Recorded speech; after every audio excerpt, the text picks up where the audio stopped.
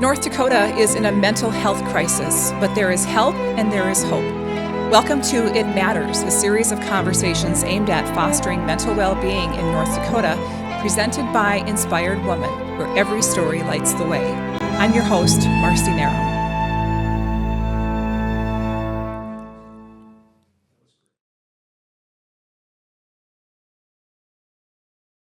There is some good news, a glimmer of hope when it comes to suicide prevention efforts.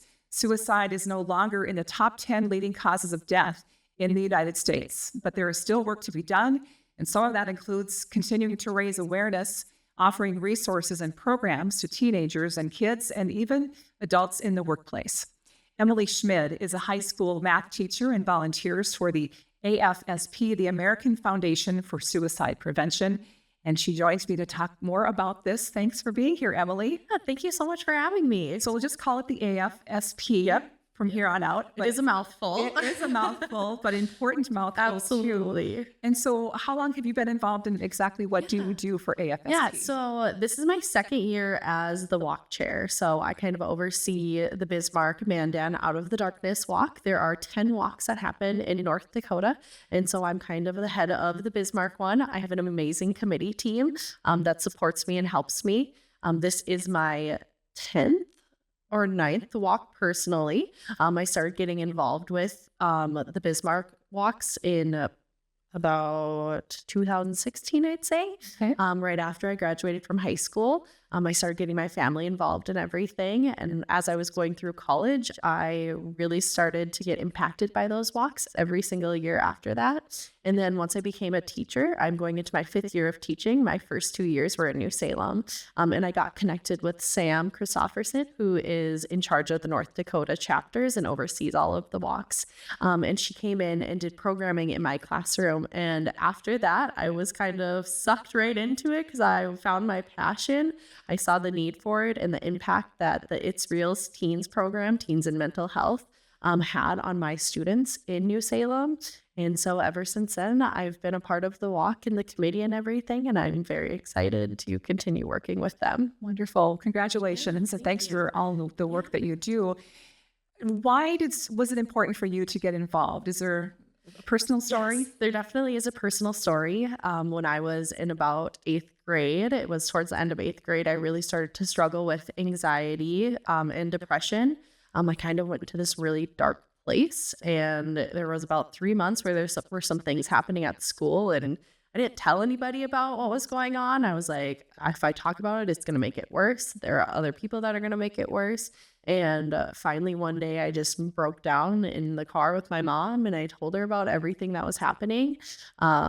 And that was kind of the start of getting help with my anxiety and depression. I was very confused as an 8th grader, as there were so many things now that I look back on it that go through the body and the mind of a middle school student.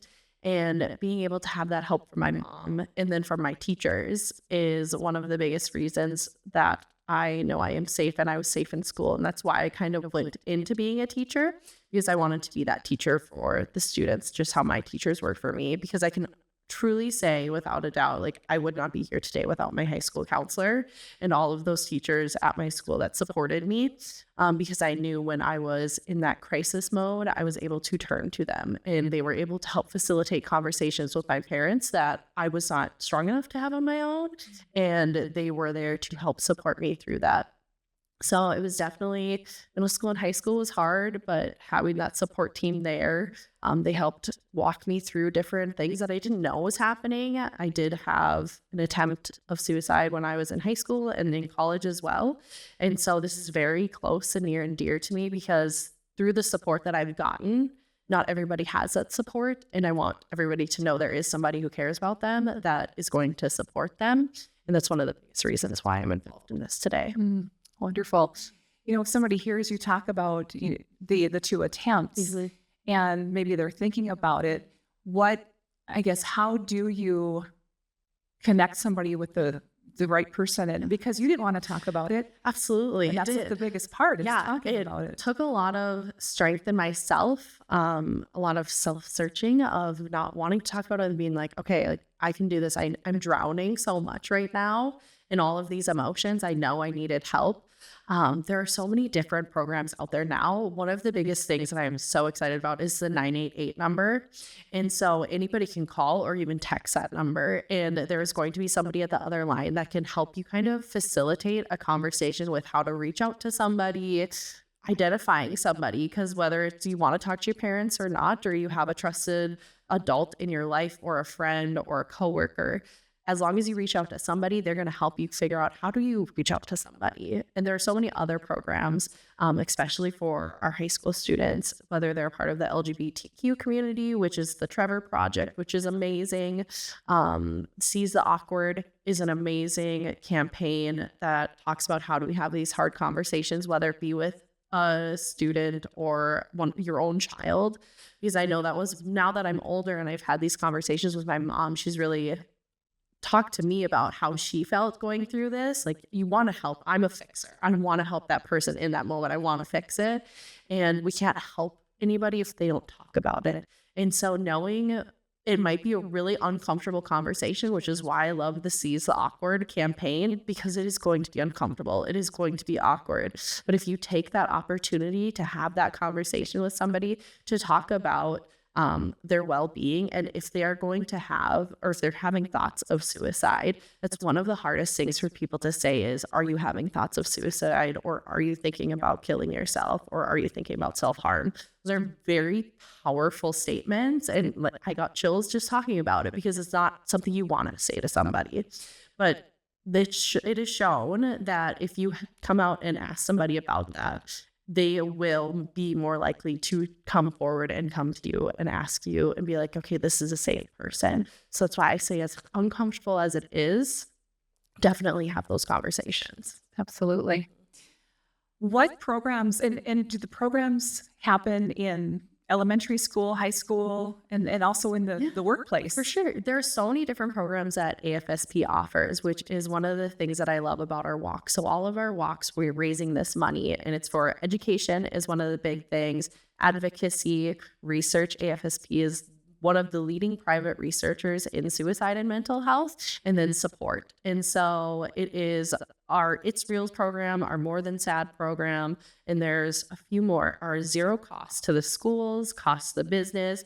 And what happens is we will come in and talk to students, and it's our amazing volunteers. They'll come in that are trained on how to have conversations about identifying different things. Our More Than Sad program is more geared towards the elementary grades, because we talk about suicide in a very different way with younger children than we do with our seniors in high school.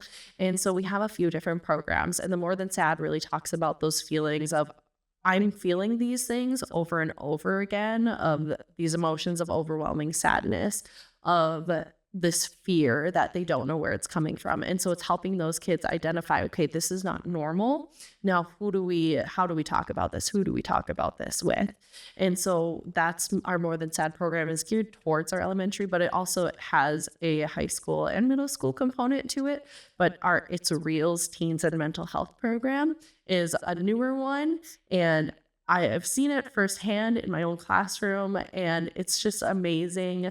Our volunteers, on how they're trained to facilitate it, how they have these conversations and make these students feel safe.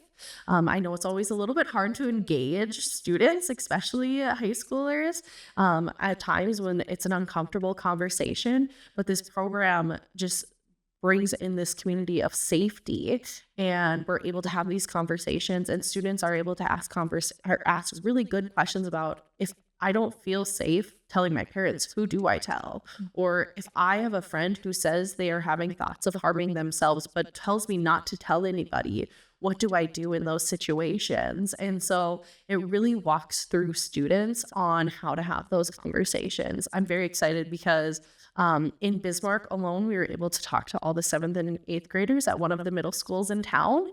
And so we got that programming to all of those students, a lot of programming in Watford City and Dickinson, and it's just growing and growing in the Fargo area. And so it's a very exciting time. And so that's those are our two programs that are geared towards the schools. We have a Talk Saves Lives program, which is an amazing training about how do we have these conversations in the workplace. So you have a coworker that's struggling. What do you do and it's somebody you might just see at work. How do you have that conversation with them?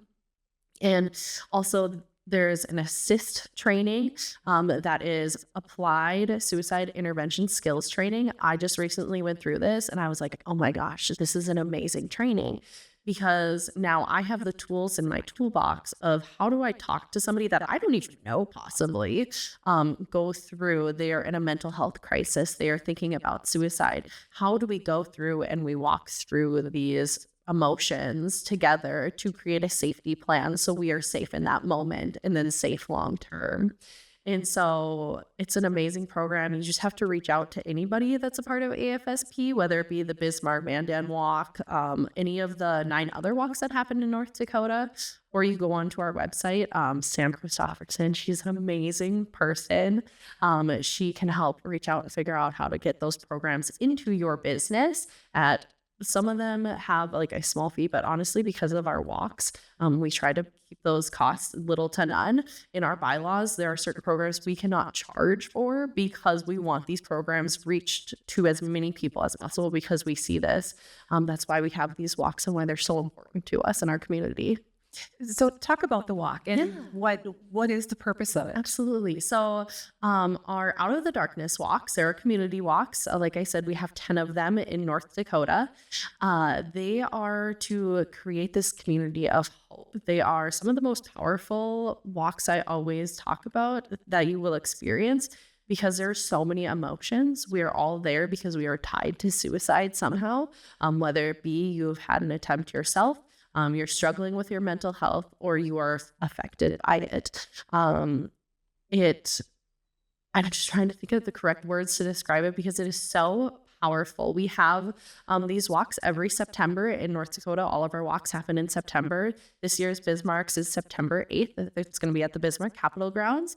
And what happens is we have a registration about noon, and then we have different vendors there around from the community. And by vendors, I mean we have different supports. So we have all of these tables of all of these health opportunities that people might not know about, the services that are from counselors that we have in our community, social workers, just really all of these different programs that you might not know about. We try to get them all in one place so everybody can see them, and just to show the amount of support that we have in Bismarck. It is so hard. It's one of the hardest things that I hear about is people are like, well, I can't get into anybody. And we understand that. And that is it's a beast upon itself on how do we help fix this, because we have a mental health crisis. But coming to our walk, getting connected with different people you might not know are in our community is one of the best things about our walk that I absolutely love. We also have a bead ceremony. It is something that is very special to the Bismarck Walk. It represents our 10 different beads. So we have loss of a spouse, loss of a child, loss of a first responder, loss of, there's so many, I always forget. Their personal struggles is the green ones. The support of the cause, our LGBTQ community, our rainbow beads that are new to us within the last 2 years. We are very excited about those. There are 4 more and I'm getting them. That's all right. But each one of our beads holds a very special place to so many people, and we have a bead wall. And so everybody can come and grab the beads that represent them. And before we kick off our walk and we walk around the Capitol, there are 10 people that write a story, and somebody reads a story about how this has affected them personally, how they've grown. And it is a very emotional ceremony, but it is one of the most touching ceremonies. I've been a part of it. I've had friends that have been a part of it, and getting to know those people and how they were affected by it and how they're growing from it now is just such a beautiful way to heal for everybody. It's a hard walk. It's a heavy day, but it's a healing day. And that's one of the biggest things. There's so much hope that happens in those days, like in that day and everything. Mm-hmm. Wonderful. And it's from there then you take the programs into the community. Yeah, absolutely. So with all of that money raised, we figure out there are so many connections that happen that day of, oh, I want this in my business. I want I want my employees to know that their mental health is important to me.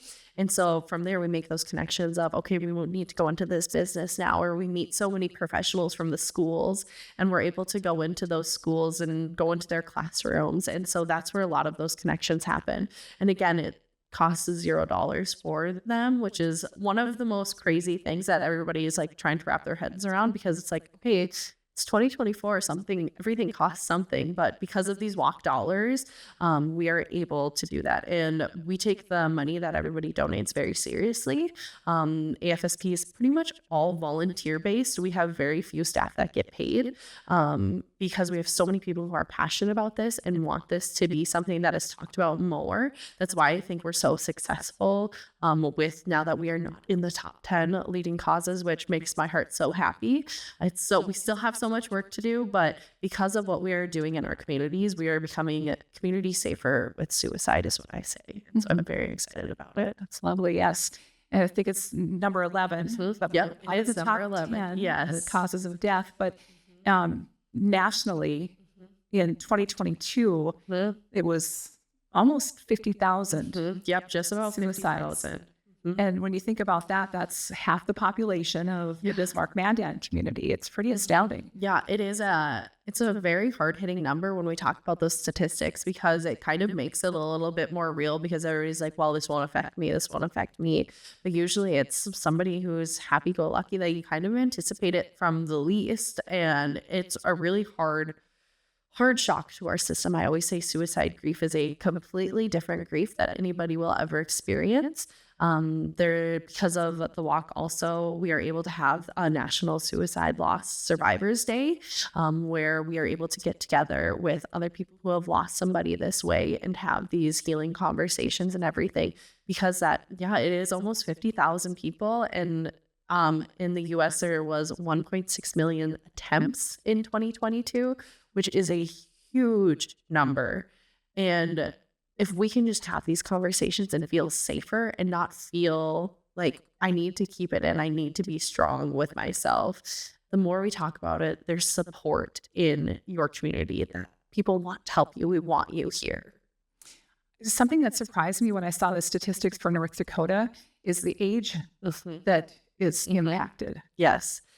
Yeah. So there is a very wide range. It is a drastic range. It is a lot of the 55 plus community in North Dakota, I believe that correctly. And that is, I've had conversations with people about why do we think this is, and it is that North Dakota pride almost that's instilled in us. Like, you don't want people to know you're hurting. Like, you want to be this strong person. And so you can't talk about it. But that's when it's the hardest. And when you have those North Dakota also has a lot of farming communities where you are very isolated. And isolation is one of the worst things that I say is for your mental health, is you need to have connections with at least 2 people. I say you need to talk to 2 people every day at a minimum, because then you have that connection of, okay, somebody's going to talk to me every day at this time. And I know that that's going to hold me accountable and everything. It is so hard, because you want to be strong for yourself and you don't want other people to know what's happening, but you need to have those conversations. It is so scary, because something also is, when I went through that assist training, the stats we say with suicide aren't always 100% accurate, because when you go to a hospital or when they have a death certificate, some families don't want to say that it was a suicide. And so some of the numbers we think possibly could be skewed. They are pretty much accurate, but there is some fluctuation. I always think about that, because somebody doesn't want to report that they attempted, or somebody they don't reach out to get that help. And so when thinking about that, it just is like, okay, how much higher are those numbers actually? And the scariest thing as a teacher, the youngest person that I've heard of is 8, and then I've heard all the way up, which just makes my gut turn, because it's like, what is happening? How are we not able to have those conversations about emotions with an 8-year-old that they feel like they are so trapped in their body like that? It seems like the schools are getting better about that, and helping kids, teaching them to identify and talk about what they are feeling. For sure. I am so excited I'm now part of BPS. I work at Century High School, and that's one of the things that always gets me so excited is that we are having these conversations now. We are talking to students that it's okay, like just find an adult in the school. It doesn't have to be your counselor. It doesn't have to be a principal. It can just be a classroom teacher. And if we don't know those answers right then and there, is what I always tell my students, I will find somebody who does, because I will fight for you. And there are so many passionate teachers in any school district, I say, that I've gone in and volunteered in and everything, that want to help keep our students safe. And that is our number one top priority, is going through all of these things and having those conversations. So I would have to agree with you there. We are definitely going in that right direction. Some more hope for us. Absolutely. Right? Absolutely. Emily, is there anything else that I haven't asked you that you were hoping to talk about? I'm just trying to think. There's so much. I could talk about this for hours because there are so many things that go on in the research behind all of this. And I think it's so interesting with the research that AFSP comes out with every year, all of the stats that come out behind it. And they are really large numbers now, but they're going down. And I think that's because of all of the walks that we're having. I think it's because we are going through and having these conversations. I have to give kudos to North Dakota because we did get an award nationally through AFSP because we have one of the best walks, so one of our based on our population and everything. And so what we're doing here is spreading, and this hope that we are having is spreading throughout our community. And I know that we can become a community safer suicide prevention. And if you have questions, about, well, if I have a friend who's going through this, or how do I better support them? AFSP has so many great resources on their website. You can go on our afsp.org/Bismarck and find all of the things about the Bismarck Walk and find who can you reach out to, who's going to support us. And then you can see all of those teams that are created. Our walk is September 8th. And right now in this moment, as we are talking about this, I think we have just about 25 teams. So I'm very excited for that. Each year we have about 40 or 50. And so I'm always pushing to get that number higher because I know there are so many people that are either affected by this or that just want to support. And that's what our blue beads are at our walk, is supporting the cause. And so everybody's like, well, I don't know somebody who's directly been affected. That's okay. You can come and just support us at our walk because you know that this is an important topic that is happening in our community right now and our mental health, and you want to help other people. And so just coming and supporting and telling people, it's funny in my friend group, funny in a sense, I am the suicide prevention friend. So if anybody has any questions about suicide or mental health, they know that they can come and talk to me. And I hope everybody has somebody like that in their friend group, in their family. The more we talk about it, the more normalized it is going to be and the less uncomfortable it's going to be. I know in my family alone, before, I'm the fourth of five. Like I said, my family, like my parents say, none of us were alike. And it was so uncomfortable for us at first to talk about my mental health and what's happening. And now it's just like a day-to-day conversation for us. My parents are talking about, are you okay? To not just me, but to other people in our family. We are all touching base with each other. And we're able to have those conversations just like any other conversation. And I think that's what is one of my biggest takeaways. The more you talk about it, the more comfortable you get with it. Absolutely. And I have participated in the walk with my church, and it really is. It's hard to describe. Yes, the feeling. Yes. But there is that. It's heavy, like you said, but it is really a day filled with hope. Mm-hmm. Just so many people coming together for a common cause like that. Sure. It's amazing. It's so indescribable, and I think everybody needs to come and experience it. Absolutely. So September 8th, September Capitol. And if you want to get involved or be on a team, you just visit the website. Yeah. Yep. You visit the website. There is no registration fee. That's to help show that we want everybody to be there and be a part of it. There are different things. If you raise $150, you get a t-shirt. I'm wearing one of them today. This was our last year's t-shirt. This year they are dark blue, and I'm very excited for them. But you create a team, and you don't have to raise money either. You can just come and show your support and everything. Just register. There's power in numbers. of showing support. I think we had just under 1,000 people there at last year's walk, which is so exciting. And we just want that number to keep growing. All right, Emily, thank you so much. Thank you. For more information about the American Foundation for Suicide Prevention, visit afsp.org. You can search for a local chapter there and learn more about the Out of the Darkness Walk happening in a community nearest you. That's all for this edition of It Matters. I'm Marci Narum. We'll catch you next time.